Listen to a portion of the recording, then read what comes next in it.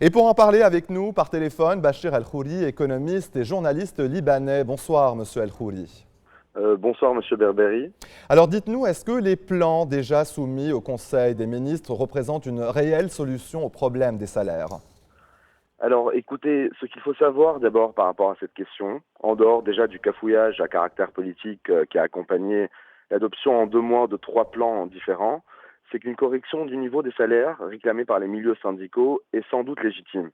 Bon, vu les taux d'inflation assez élevés qui ont suivi la dernière révision des salaires en 2008, les craintes du patronat concernant une hausse des coûts et une baisse de la compétitivité, dans le contexte surtout actuel sur le plan local et régional qui est assez morose, sont elles aussi légitimes.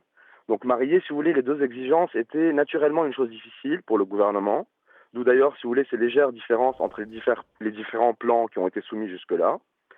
Mais le problème, à mon avis, est plus complexe que ça. Et ces révisions de salaire imposées par l'État, dont la légitimité par ailleurs est disputée, ne constitue pas, à mon avis, une solution durable au problème.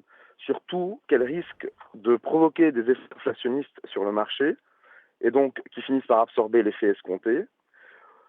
Si vous voulez, aujourd'hui, on dispose d'un gâteau qu'on est en train de partager entre employeurs et employés. Donc, au lieu de se disputer les parts, il faut tout simplement agrandir la taille de ce gâteau en créant plus de richesses.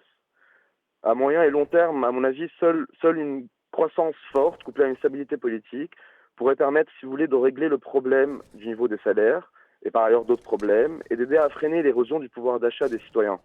Voilà. Bon, il ne faut pas se leurrer. Ces plans sont certes, peuvent aider, si vous voulez, à améliorer le pouvoir d'achat, mais il y a un problème au niveau des salaires au Liban, et d'ailleurs c'est la cause principale de l'immigration de milliers de jeunes, mais ce n'est pas en accordant chaque 3 ans ou 5 ans une hausse de 300 000 ou 500 000 livres qu'on va pouvoir régler le problème.